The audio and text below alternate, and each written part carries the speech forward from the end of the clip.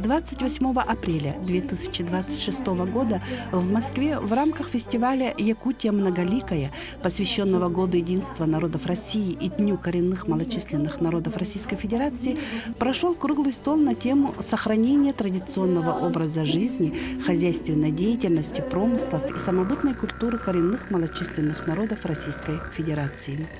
В работе приняли участие представители федеральных и региональных органов власти, эксперты и представители Ассоциации коренных малочисленных народов Севера, Сибири и Дальнего Востока из Якутии, Ямала, Тывы, Хабаровского и Приморского краев, Ненецкого автономного округа и Кемеровской области. Александр Константинович Акимов в своей вступительной речи отметил проводимые мероприятия по поддержке коренных малочисленных народов Севера. Он также предложил организовать игры по Северному многоборью «Дети Арктики», включив их в федеральный проект «Дети Арктики».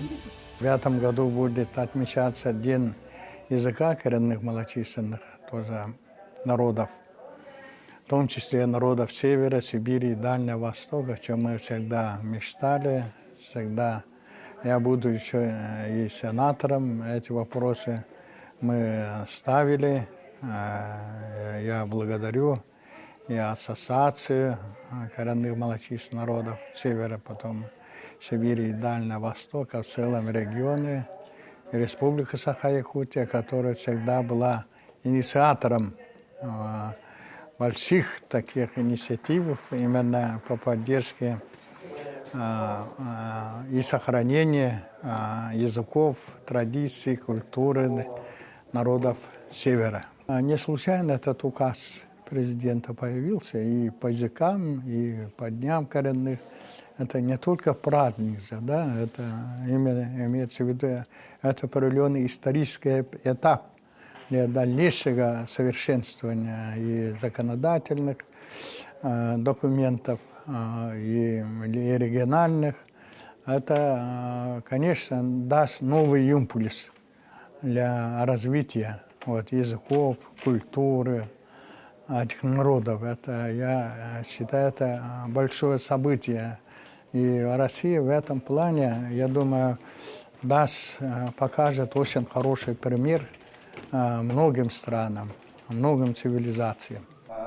Модератор круглого стола Роман Калитин, директор проектного офиса развития коренных малочисленных народов Севера, Сибири и Дальнего Востока, подчеркнул, что цель мероприятия – консолидировать неравнодушных людей и организаций, объединить команды для совместной реализации практических проектов.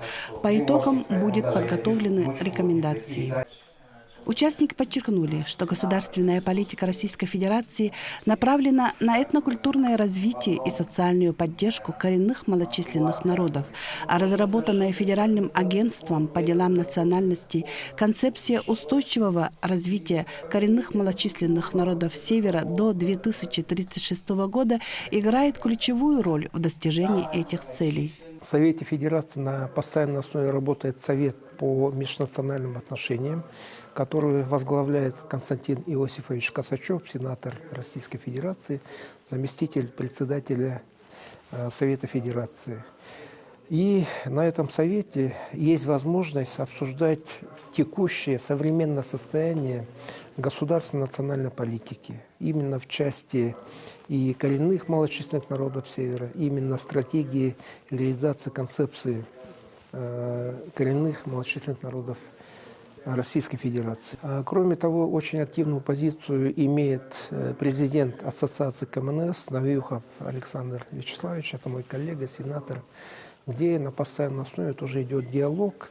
Основное направление деятельности – это, конечно, пути и направления совершенствования государственной национальной политики в части сохранения и совершенствования этнокультурного, языкового многообразия народов Российской Федерации, в том числе коренных народов России. Вот на этой площадке сегодня звучат очень серьезные предложения по совершенствованию и поддержке языковой политики. Это и издание учебников, пособий, поддержка культурных промыслов.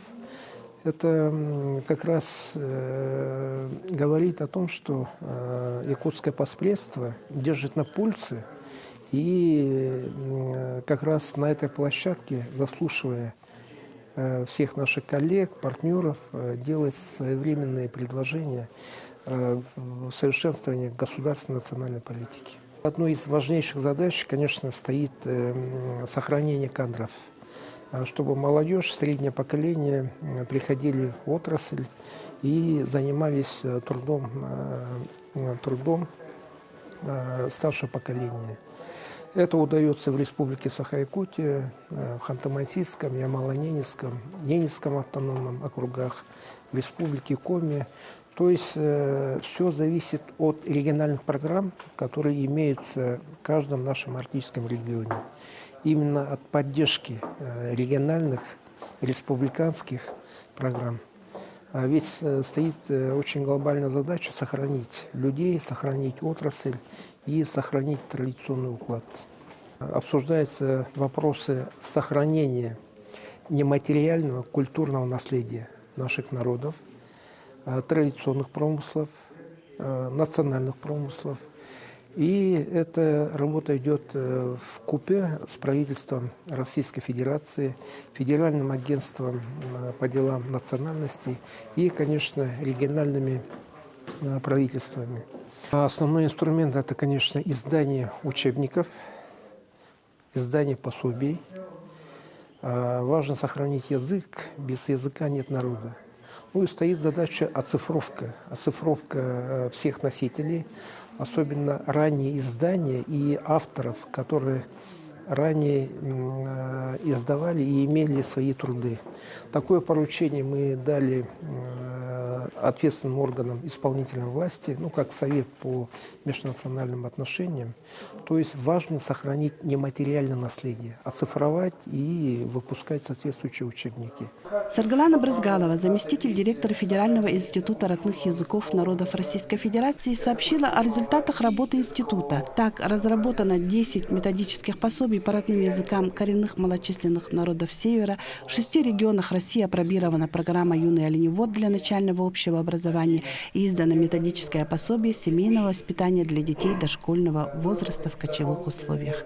В Российской Федерации 40 языков коренных малочисленных народов Севера, из них 25 изучаются в системе общего образования, начиная с дошкольного, заканчивая средним общим образованием, уровнем среднего образования. Из 25 языков, 15 языков – это языки Арктики, и по всем языкам наш Институт родных языков народов Российской Федерации готовит учебники, учебные пособия, федеральные рабочие программы. Кроме того, мне нужно было обязательно показать, что в исполнении программы международного десятилетия языков коренных народов, также в исполнении концепции устойчивого развития коренных малочисленных народов Севера, Сибири и Дальнего Востока мы разрабатываем не только учебники, мы оказываем методическую поддержку развитию кочевого образования. Не секрет, что именно среди коренных малочисленных народов Севера, Сибири и Дальнего Востока отсутствует межпоколенческая передача языков. Да? Очень большой разрыв между поколениями, и носители языка сейчас просто это нас очень беспокоит. Люди в возрасте свыше 50-60 лет, и поэтому практически все языки коренных малочисленных народов Севера, особенно арктической зоны, они подпадают под разряд исчезающих языков. Сохранение языка должно начинаться с семьи в первую очередь. К сожалению, когда внесли изменения в закон об образовании, что родные языки имеют право изучать или предоставлять условия для изучения родных языков по заявлению родителей, многие не поняли это по-своему. Это не право изучать родной язык, а как право выбора родного языка, и поэтому многие считают, что дети должны быть конкурентоспособными, а конкурентоспособны они, если они хорошо владеют русским языком, выбирают хорошую профессию, обучаются в таких престижных вузах, и поэтому многие почему-то начинают выбирать русский язык в качестве родного языка, что считают, что родной язык они и так знают, с нами они дома общаются, а вот для того, чтобы уже обрести специальность, они должны хорошо знать русский язык. И мы сейчас, наоборот, и родителей начинаем обучать, и учителей готовим. У нас много курсов повышения квалификации, что знание родного языка никак не мешает быть хорошим специалистом. Наоборот, когда человек очень хорошо знает родной язык, он автоматически переводит с родного языка на другие языки, то, что слышит, или, да, и в своей речи следит за языком, на котором говорит, он развивает свои когнитивные способности, и такие специалисты, наоборот, очень одаренные и способные работать в условиях многозадачности, потому что они очень оперативно могут с одной задачи на другую переключаться, и у них внимание очень при этом остается таким обостренным. Поэтому мы родителям, когда про это рассказываем, они много для себя открывают. Поэтому знание и родного языка – это отнюдь не тормоз, а наоборот, это большая опора для того, чтобы человек дальше развивался. То есть родной язык – это потенциал развития. Круглый стол прошел в конструктивном ключе. Участники обменялись опытом, выработали конкретные предложения по сотрудничеству регионов, общественных организаций и властей и договорились о дальнейшей координации действий в интересах сохранения традиций и устойчивого развития коренных народов. Но мы всегда говорим, что общественное движение коренных малочисленных народов в нашей стране, оно уже ведется с конца 80-х годов. И очень большой имеет опыт работы и очень разноплановый. Я немножко рассказала о работе, которую проводит Ассоциация венков. Это по взаимодействию с промышленными компаниями, работа с общинами. Мы сегодня знаем, что меняется законодательство. Там очень много по делопроизводству, нововведений. А затем у нас работа по сохранению языка. У нас очень хорошая молодежь, которые сами изучают язык, учат друг друга. Помимо этого мы с промышленной компанией реализуем проект «Селетяне» Алекминского района. «Языковое гнездо» называется. Ну, надеемся, что работа этого проекта будет иметь результатом действительно то, что молодежь, дети, селетяне начнут говорить на родном венкийском языке. У них-то язык сохранен на уровне бабушек, дедушек. Большая работа проводится нашими учеными.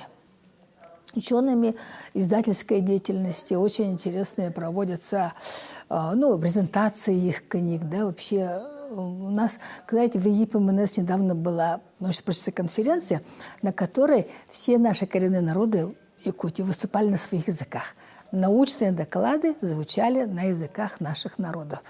Там даже юкагирский язык был, венкийский и венский, и даже юкагирский язык был. Так что это очень, я считаю, что на самом деле это такой факт о многом говорящий. Помимо этого, все равно, конечно, основной пласт – это у нас сохранение традиций, обычаев, культуры, наших национального шитья. Это очень большая работа, которая, несомненно, проводится всеми нашими общественными формированиями. Они не просто как раньше шили костюмы, да, а сегодня они уже изучают. Поэтому я считаю, что действительно общественное движение, оно очень многогранное. И оно уже даже само идет, каждый по своим направлениям. Нет необходимости всегда говорить, о чем мы сегодня ассоциации будем делать, а что мы завтра будем делать.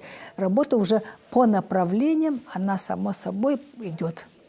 Надо сказать, что круглый стол интересен даже тем, я сказала, да, что состав участников очень хороший.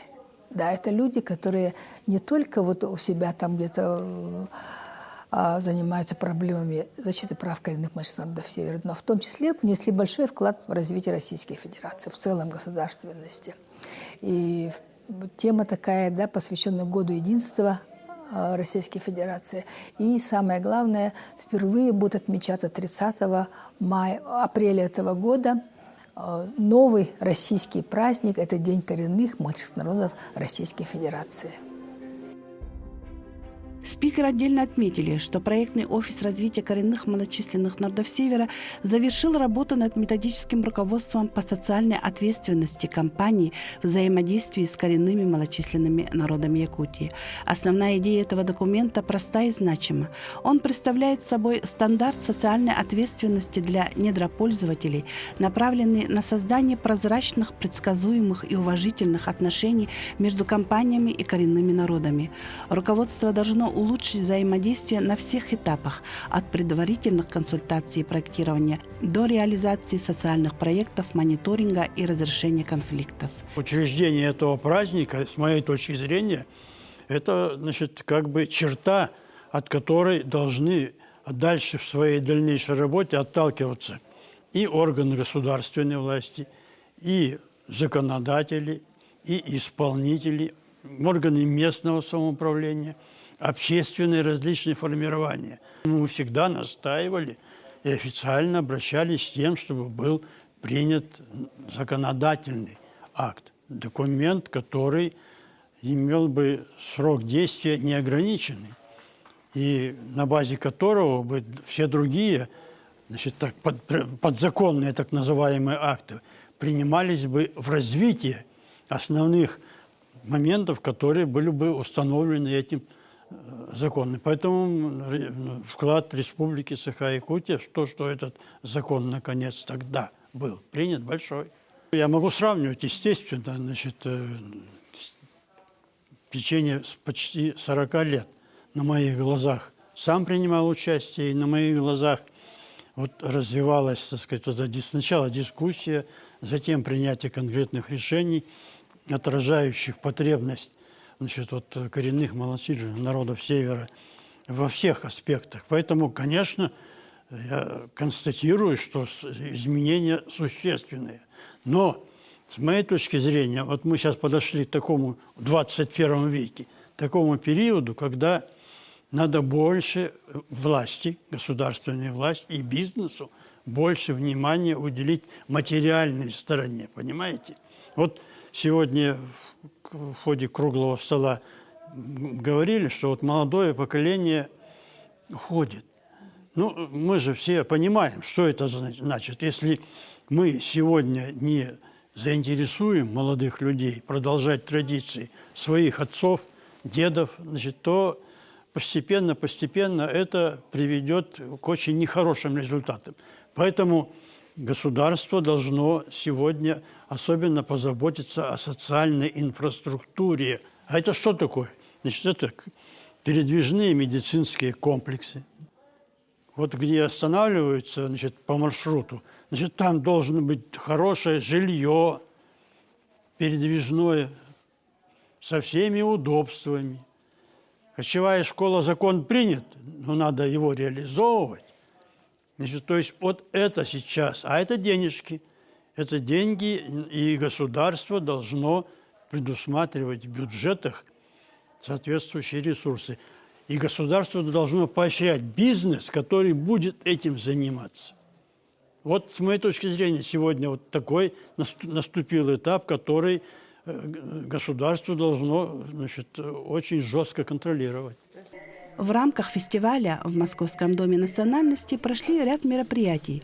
Фотовыставка «Мир в объективе» народного писателя Якутии, поэта, прозаика, драматурга, журналиста Владимира Федорова вызвала большой интерес у гостей фестиваля. Знаете, это была такая интересная история, когда мне исполнилось 10 лет, а я родился в Якутии. Примерно 400 километров ниже от Якутска по Лене есть такое маленькое село Тастумус. Каменный мыс, да. Вот. Я родился в этом Тастумусе, все село это были охотники, рыбаки. И вот мне на 10 лет, когда мне исполнилось, мне дядя подарил мое собственное ружье. Тогда считалось, что мальчик в 10 лет уже взрослый. Вот. А отец подарил фотоаппарат, смена такой вот фотоаппарат, который только-только начинали делать. И вот у меня на одном плече висело ружье, на другом фотоаппарат. Но в конце концов фотоаппарат победил. С возрастом я больше увлекся фотографией. И вот оттуда это шло. И потом получилось, что я же по первому образованию геолог. Вот. А геология – это тоже горы, это красота, там природные реки. Да? У меня всегда был с собой фотоаппарат. А потом, когда я перешел в журналистику работать, я уже просто никогда помощью фотокорреспондентов не пользовался. Да? Я всегда сам брал фотоаппарат и для всех своих материалов всегда делал снимки. Ну а потом, вот, когда появилась возможность куда-то поехать уже в какие-то экзотические страны, что-то там поснимать, конечно, всегда у меня аппарат был с собой. Вот это, например, фотография. Многие считают, что это чуть ли не какой-то фотомонтаж, да? Вот. Но это было в национальном парке Масаи-Мару. Когда в один из дней мы выехали на фотосафари, нас было всего двое, я и водитель. И я вдруг увидел, что жирафы как-то ну, ходят, так двигаются, какой-то у них день активности повышенный был. И вот эта маленькая жирафья семейка постоянно как-то перемещалась. Ну, я говорю, давай, все, ждем. И я ждал вот минут 20, наверное, пока вот они таким образом встали, получился вот такой трехглавый жираф. За каждым снимком стоит история. Вот те два медведя, это Камчатка, да, вот тоже не такой частый случай, когда медведи, вроде бы рыбы много, все остальное, но они все равно начинают драться за территорию, да. Вот этот момент я заснял. Ну, а вот тот вот снимок, вот, горы, да, может быть, он не такой эффектный, но за ним тоже стоит целая история, потому что я его сделал с вершины Эльбруса. Вот когда мы поднялись наверх, и потом уже пошли вниз, вот видите, первая группка пошла, да, вот это вот как раз западная вершина Эльбруса, где самая высокая его точка, значит, 5642 метра. Вот. А вот это вот другой склон Эльбруса, более низкий, вот по нему поднимается, потом вот по этой, видите, вот тропки идут, потом поднимаются вот сюда наверх, и вот она вершина. Вот. И я, значит, в 73 года туда вскарабкался. Как они говорят, поставил рекорд этой компании, которая 19 лет проводит вот там эти восхождения на Эльбрус. Было, конечно, сложно, но, тем не менее, видите, все равно сил хватило, чтобы сделать этот снимок. А вообще снимков я сделал, конечно, там достаточно много, а также и в Африке. Здесь просто вот ограниченное пространство, ограниченная возможность. Я когда-то по одной только Африке делал выставку, в которой было больше 70 фотографий. Мы вместе с якутской общественностью Москвы в Доме национальностей и так регулярно проводим очень хорошие мероприятия, целью которых является именно сохранение культуры представителей народов Республики Саха-Якутия. Это отдельный вопрос, это передача традиций подрастающему поколению, это языковая культура, чтобы было сохранено все в новых ясных, так сказать, умах и с надеждой, с большой на то, что все будет передано детям, внукам сегодняшних детей, наших вот, представителей Республики Саха-Якутия в Москве. Поэтому у нас сегодня и круглый стол очень содержательный, не знаю, 2 часа уже идет, и все надо обсудить, очень много важных тем. И многогранный фестиваль, здесь только вот одна из выставок, а так у нас вот напротив выставочная экспозиция, в зале фильм и еще одна выставочная экспозиция. Ну, все в программе фестиваля, я думаю, вы потом ярко представите зрителям республики, вот, чтобы показать, насколько это нам всем важно сохранить культуру и тем самым обеспечить ее передачи и общественности Москвы, гостям столицы, ну и, конечно же, вот подрастающему поколению. Ключевая задача, я вот вижу для себя, это такой яркий пример комплексной работы и по упрочению межнационального единства нашей страны, и по вот, привлечению большего внимания к тем проблемам, которые вот, важны для коренных малочисленных народов и Республики Саха-Якутия, ну и в широком смысле народов Севера, Сибири и Дальнего Востока. Поэтому всем самые добрые пожелания от Московского дома национальности и больших успехов республики в самых различных отраслях нашего народного хозяйства, экономики страны, ну и жизнедеятельности в целом. Спасибо, дорогие друзья.